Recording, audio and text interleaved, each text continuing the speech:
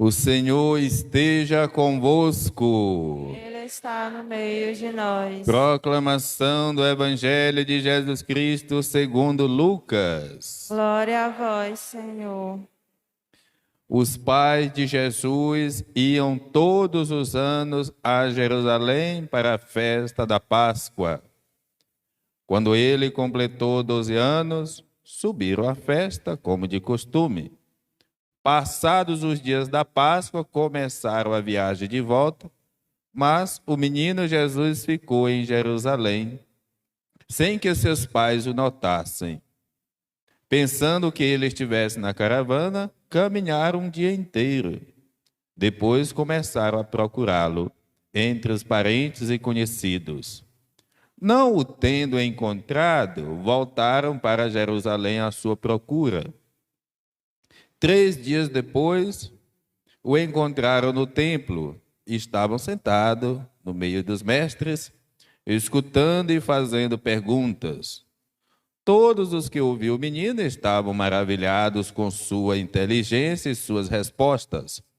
Ao vê-lo, seus pais ficaram muito admirados e sua mãe lhe disse: Meu filho, por que agiste assim conosco? Olha que teu pai e eu estávamos angustiados à tua procura. Jesus respondeu: Por que me procuráveis? Não sabeis que devo estar na casa de meu pai? Eles, porém, não compreenderam as palavras que lhes dissera. Jesus desceu então com seus pais para Nazaré e era-lhes obediente. Sua mãe, porém, conservava no coração todas essas coisas. E Jesus crescia em sabedoria, estatura e graça, diante de Deus e diante dos homens. Palavra da salvação. Glória a vós, Senhor.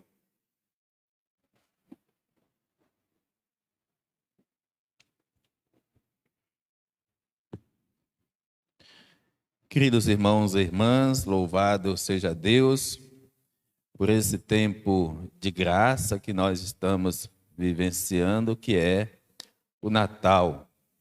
Boas-vindas a todos vocês a mais uma celebração que nos ajuda a contemplar a grandeza desse mistério.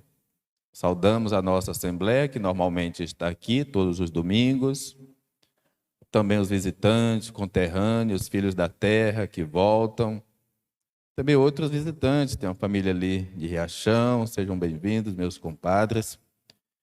Louvado seja Deus!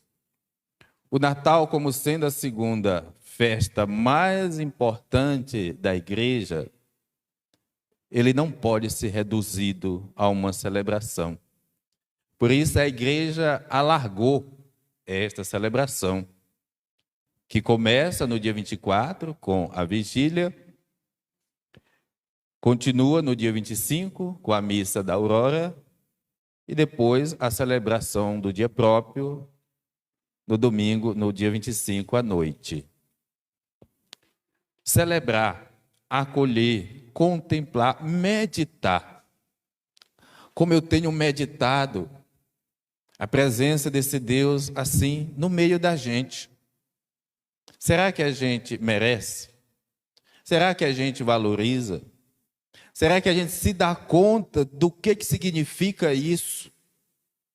Como é que a gente consegue filtrar, discernir, realmente separar o trigo do joio nesse momento de festas, para contemplar a beleza de um menino que nasce, mas não é qualquer menino, é Deus no nosso meio.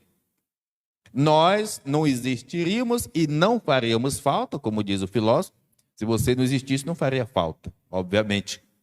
Então, não existiríamos sem esse Deus, que criou todas as coisas e criou a gente também, o único ser pensante, o único ser que sabe de si. Então, celebrar o nascimento do Filho de Deus é celebrar Deus mesmo no meio de todos nós. E a liturgia é aquela que tem a responsabilidade de atualizar esse acontecimento que se deu há 2000 anos atrás. Ou seja, é como que se Jesus estivesse mesmo nascendo hoje. No dia do nosso aniversário, nós celebramos também o dia em que a gente veio ao mundo. Não importa quantos anos estejamos completando. Mas naquele dia tudo se reporta ao dia do nosso nascimento. Que não fomos abortados, que nossa vida não foi interrompida, que tivemos uma família, que tivemos todo um agasalho, principalmente quem o planejou para que nós viéssemos ao mundo. Deus também certamente pensou, será que eu mando, será que eu vou visitar aqueles filhos? Porque eu já mandei tanta gente e muitos foram até mortos porque falavam em meu nome. Mesmo assim, Deus veio presente no meio de nós. E à medida em que a gente começa a meditar a grandeza desse mistério, a gente o vai absorvendo aos poucos, a gente vai rezando aos poucos, vai sentindo a força de Deus no coração da gente. Nesse tempo mais intenso, que a palavra de Deus também vai nos orientando e vai nos guiando, para que a gente possa viver com mais intensidade esta mística e essa espiritualidade. A igreja colocou logo em seguida a celebração do Natal, a Sagrada Família. Depois nós vamos ter os santos inocentes, que foram aqueles que Herodes mandou matar, para ver se matava qualquer menino que tivesse até 2 anos, porque se incomodou, sabendo que estaria nascendo um rei. Hoje também celebramos Santo Estevão. Dia 1º vamos ter Maria, Mãe de Deus, em seguida a Epifania e depois o batismo do Senhor. Então, cada liturgia, cada celebração é como que a gente bebendo um pouco desta água cristalina da nossa fé, da nossa espiritualidade, que nos fortalece, que nos alimenta, que nos refaz como cristãos, porque se somos cristãos e católicos, a nossa espiritualidade é essa. Então ela não pode ser mais ou menos, ela tem que ser toda. E hoje a Sagrada Família, o que ela tem a nos dizer? Falar da sua missão. Jesus, Maria e José. Coloca o texto para a gente ter como referência esta família que está participando da festa judaica. A primeira festa mais importante. Eram 3 festas que aconteciam por ano no templo e o judeu poderia estar em qualquer lugar. Por isso, mais de 50 mil judeus participavam na festa da Páscoa, que foi a festa que deu maior identidade ao povo de Israel. Voltando já da festa, significa a festa judaica que acontecia em Jerusalém. A família de Nazaré vem de onde? De Nazaré. Significa caminharam ali mais de 3 dias, 120, 130 quilômetros, para chegar até a festa. E aqui já deixa um recado para nós. Se a família de Nazaré caminhou, e não foi só uma vez, 3 vezes no ano, que não tinha ônibus escolar, não tinha Hilux, não, era mesmo, caminhando, se arriscando pelo deserto. No máximo um camelo, mas a caminhada do camelo às vezes era mais lenta do que quem ia caminhando. Para participar da festa. Porque dava identidade. Quem não participa perde a identidade. Quem não está junto vai esfriando de tal forma que quando você vê é como que se você participasse de algo que é dos outros, mas não da gente. Quando a gente está junto e misturado, nós somos parte integrante daquele acontecimento. Por isso, o judeu participar da festa judaica era uma obrigação ético-moral. Às vezes até uma espécie de preceito, de lei, independente de onde ele estivesse. Assim como o discípulo de Maomé, por exemplo, tem que ir todos os anos a Meca, porque aquilo é que dá identidade para eles. E eles podem estar trabalhando em qualquer lugar. Chegou a hora de fazer a sua oração, pois eles fazem a sua oração 5 vezes por dia.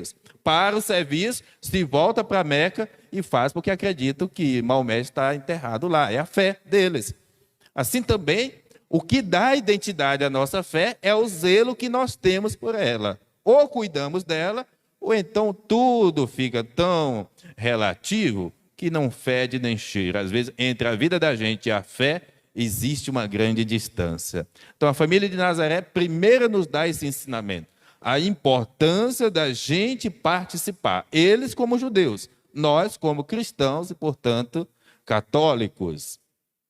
Acontece que depois de um dia, por conta da multidão, Jesus, com 12 anos, ele já tem liberdade de andar sem os pais estar tão grudados, porque com 12 anos, o menino, ele já fazia o rito de adulto já. Hoje, o judeu faz com 13 anos. Acontece que, depois de um dia de caminhada, perceberam que Jesus não estava. E a família volta. Eu sempre fico meditando assim.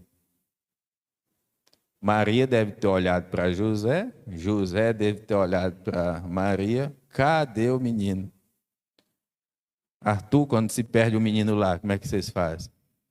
Tu tem cara daqueles que dizem, a culpa é tua, mulher, né? Às vezes é danado para ser assim. O menino saiu, olha logo para a mulher.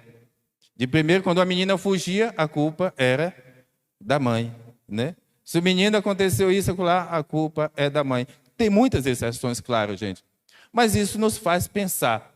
A família de Nazaré, José não disse, olha, eu vou ficar bem aqui. Volte, Maria, vai procurar o menino. Voltaram os dois. Mais do que um sentimento de culpa, que a culpa ela é covarde, a culpa ela é desonesta. Porque a culpa é sempre uma maneira de você dar ao outro aquilo que também era seu. Então, a culpa não é o caminho, mas o da corresponsabilidade. Afinal, ninguém vê o mundo sem a participação dos dois, a não ser as novas gerações que estão fazendo aí de proveito, não sei de quê. Mas na família normal, né, é assim. Então, voltaram os dois, porque os dois é que eram responsáveis pelo filho. E, para a surpresa, quando encontraram o menino, Maria logo explodiu. Mas, meu filho, por que fizeste isso conosco? Teu pai e eu estávamos preocupados. Mais uma vez, os dois com os mesmos sentimentos de corresponsabilidade, a mesma angústia, a mesma preocupação. E o que foi surpreendente é que o menino não estava jogando bola, o menino não estava numa roda de drogas, o menino não estava, mas ele estava conversando no templo com os mestres. Gente, um judeu estudava 20 anos para se tornar um mestre. Para um adolescente de 12 anos conversar com ele, pois então ele tinha que ter também conteúdos para aquela conversa. E qual era o método? O método judaico, é sempre o método da pergunta. Geralmente, o judeu pergunta tanto que um dia alguém perguntou para ele, por que você só conversa perguntando? E ele respondeu, e por que não pode não ser assim? Né? Quer dizer, respondeu com outra pergunta. Porque é um método também filosófico, maiêutica, dizia Sócrates, todas as ideias já estão dentro da gente. Então elas precisam ser arrancadas de dentro da gente. Quantos talentos que a pessoa não sabe que tem. E à medida em que você instiga, você percebe que a pessoa tem aquele talento. Porque tudo está, Deus não fez a gente incompleto, não.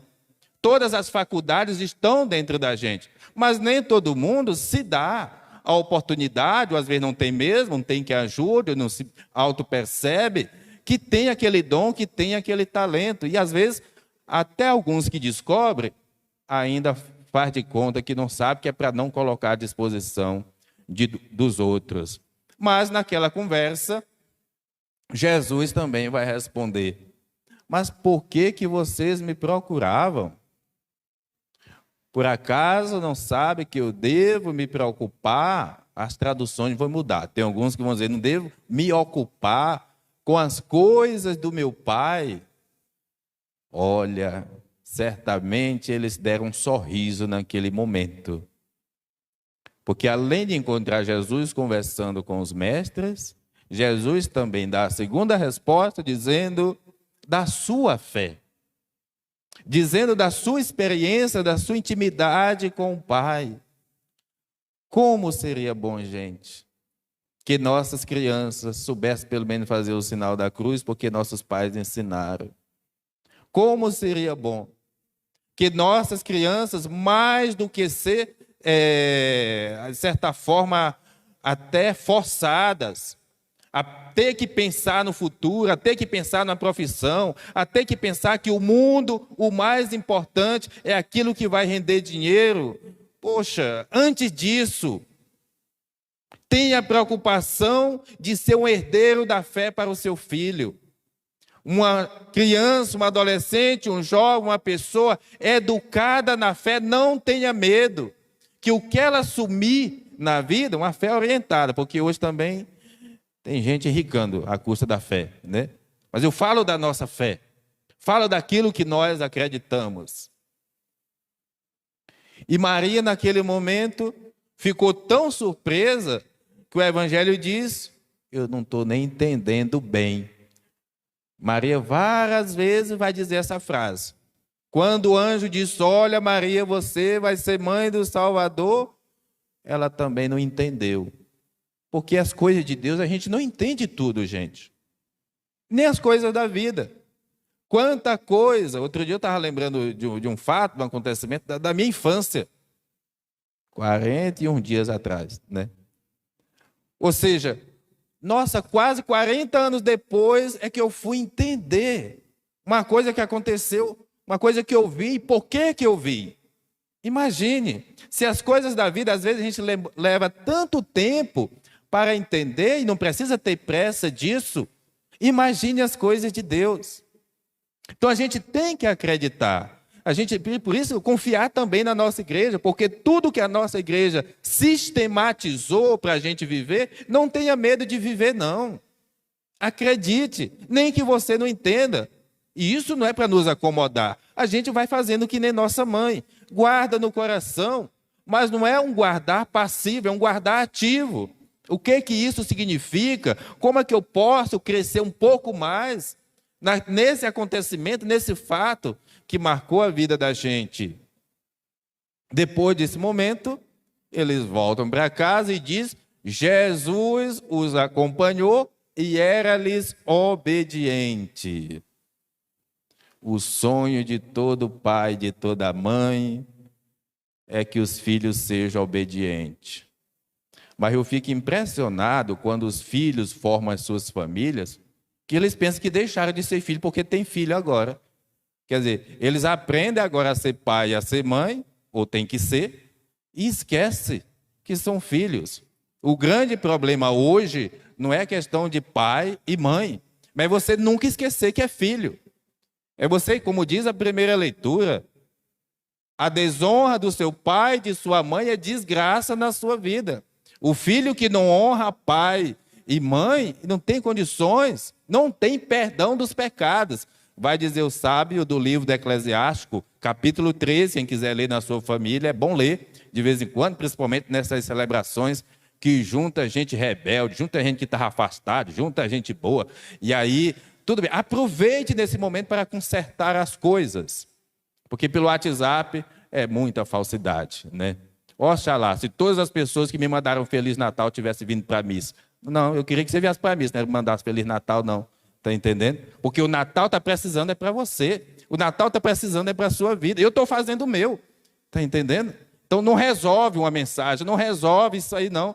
Nós precisamos, mais do que palavra, fazer com que a nossa vida seja o que nós acreditamos, seja de fato a expressão da nossa fé. Então, a obediência aos pais, isso aqui é infinito, mesmo depois que nossos pais morreram.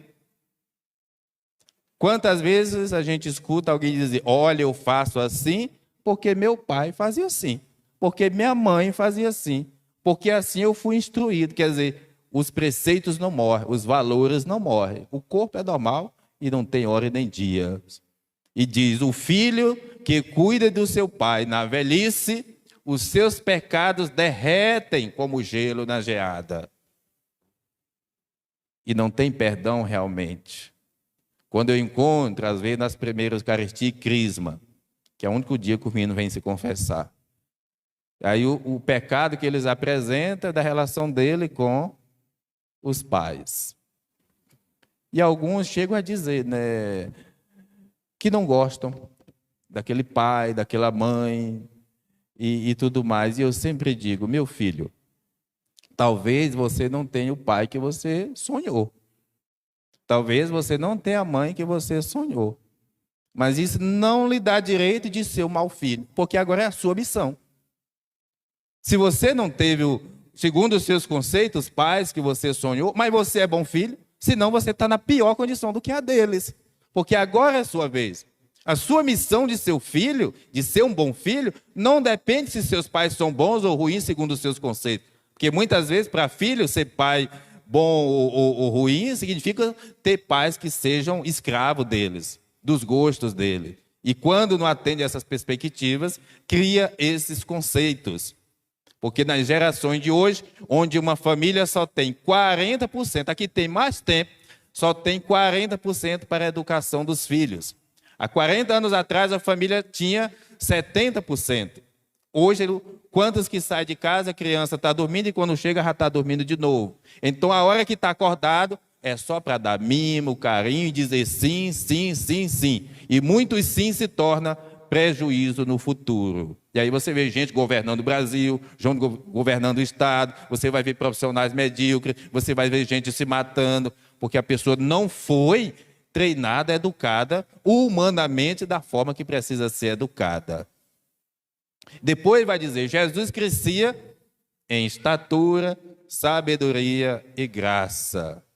O que é estatura, Carretel? O corpo, não está sabido, né? O corpo, né? É cuidar do corpo. O que é que a gente põe no corpo? O que é que a gente ingere? Quando foi que você fez o seu check-up? Quando foi que você fez uma consulta? Como é que você cuida de si mesmo? Você se ama? Você realmente permite o seu corpo ter um funcionamento normal? Ou você é o pior adversário, o maior adversário do seu próprio corpo? Porque quantas vezes colocamos tantas coisas no corpo, mas a gente não cria as condições para o corpo funcionar bem. Aí uma veia cansa, entope, estoura, morre. Estava bonzinho e morreu. Que bonzinho, né? Ele simplesmente nunca fez nenhum check-up, ou fez de uma parte, não fez da outra, né? E não sabia que a bomba estava dentro dele. Então, estatura significa isso, cuidar do nosso corpo, ter amor próprio. Né? Depois, sabedoria. O que é que nós colocamos na cabeça? Mais de 60% das doenças que o ser humano tem hoje, e diz que nós estamos na época da geração mais doente da história da humanidade, por conta das besteiras que pensamos. Porque tudo que nós pensamos vira verbo, sai pela boca. Tudo que nós pensamos se torna atitude. Porque a gente lê pouco, lê parcialmente ou não lê, e além de ler pouco, ainda lê coisas que edificam muito pouco. O que tem de gente presa nessas mensagenzinhas de emoção. Nossa, foi lindo, você vai ver, não diz nada, apenas mexeu no emocionalismo. E tudo aquilo que se transforma em emocionalismo não deixa de ser uma doença.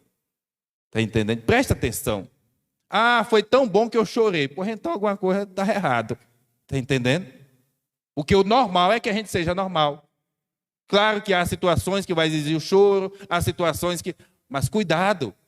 Porque tem gente que entrou por aí e não volta mais. Tem gente que não se encontra mais. E Frei Beto dizia, a felicidade é o encontro com a gente mesmo. E se a gente pegar essa via, é por isso que... Augusto Cury diz, a emoção, ela é uma criança de apenas 1 ano de idade. Ou seja, uma criança com 1 ano de idade, ela não tem condições de se administrar. Por que precisa de padrinhos? Porque ela não pode assumir o batismo.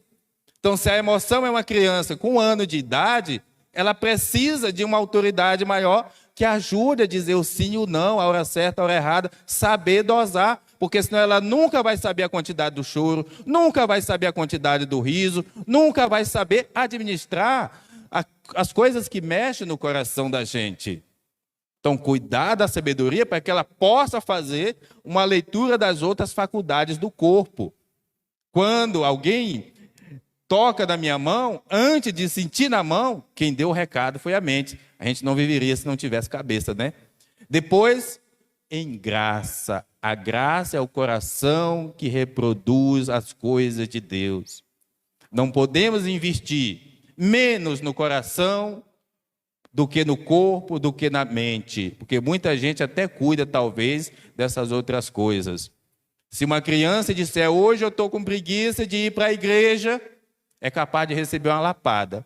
Mas o que tem de gente me pedindo para mudar o horário da catequese, porque a criança tem que dormir mais. Ou seja, o que é que eu estou dizendo? Que não é importante esse negócio de igreja. Está entendendo? Que buscar a Deus, meu filho, é hora mesmo de meu filho descansar. E a gente joga por terra o primeiro mandamento da igreja. Qual é o primeiro mandamento da igreja?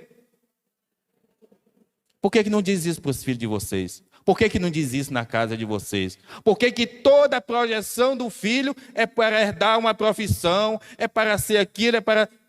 E às vezes com um temor muito pequeno em relação ao próprio Deus. Saber educar essas gerações no coração que realmente ama o Senhor. Saber buscar sabedoria, saber buscar graça, saber nos educar de tal forma que o Espírito de Deus seja maior e ali a gente vai ter um mundo melhor, um mundo mais sadio. Talvez esse foi o recado que a Sagrada Família quis deixar para nós há 2000 anos atrás. Sabemos que os conceitos de família têm sofrido muita alteração. Muitas vezes a igreja tentou pensar uma família perfeita, mas isso é impossível. A melhor família é a sua família, porque é lá que você está. Eu não posso construir uma família olhando para a família do outro, não. É a sua família. É lá o seu agasalho, é lá o seu lar. A expressão lar, que domina a palavra lareira. O que é lareira? É aquele fogo que esquenta, é o lugar do aconchego. Eu posso andar a qualquer lugar do mundo, mas o lugar onde eu me sinto melhor é a minha casa. Mas o que tem de gente que acha o trabalho melhor do que lá em casa, que acha estar na igreja melhor do que lá em casa, e não deveria ser. Todas as primeiras experiências deveria ser naquela lareira, o lugar do aconchego, as experiências de fé, do diálogo, do perdão, do amor, da fraternidade, da corresponsabilidade. Um grande problema hoje é a confusão nos papéis dentro de casa. Uma menina pede para o pai para ir para uma festa. Não, pede lá a tua mãe. Não, pede lá teu pai, porque um não sabe o papel do outro dentro de casa. E assim, os filhos também precisam saber do seu papel. Os avós aprendam a ser avós, não substituir os pais. Gente, a gente cria tanta situação que o mundo só pode ser desmantelado mesmo. Era para ser pior, ainda bem que Deus é bom. Então o Natal é trazer para nós uma estrutura de fé, de amor, de família, onde Jesus possa realmente ser o início, o fim de nossas vidas.